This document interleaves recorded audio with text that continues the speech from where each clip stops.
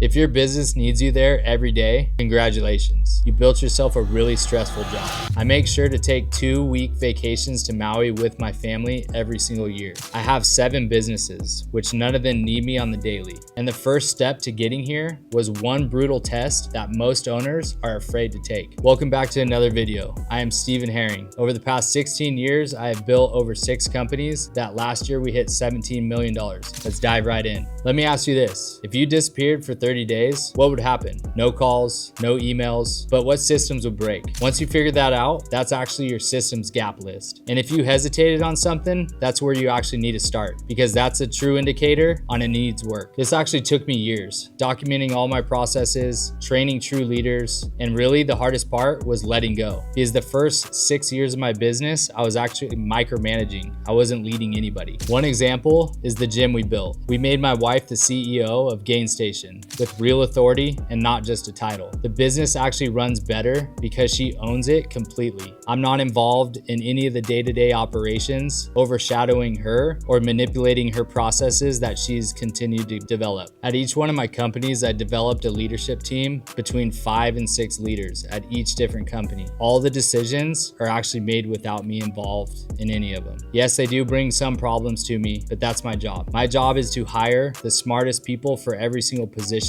that I need. Their job is to handle every single decision, and the one decision that they may not be able to answer, that's when they reach out to me. More people isn't always the answer. I was able to take my business from 10 employees doing around $3 million to 50 employees doing over $5 million by simply just fixing the structure and the systems while developing strong SOPs and onboarding processes that I knew were flawless from the start. And I was able to do this by not just filling seats. I was hiring people with intention. I created an org chart with the positions that I needed to fill. Then I would actually run those employees that were interviewing for that position through the DISC communication, personality, and communication style test. Then I knew exactly that they had the qualifications needed for that exact position. So if you go back to some of our past videos, you'll be able to find some of those org charts and those DISC assessments that you may be able to utilize within your own organization. Having autonomous systems doesn't mean that they've been abandoned. That just means that the machine is actually running on those strong systems and those leaders, and not just you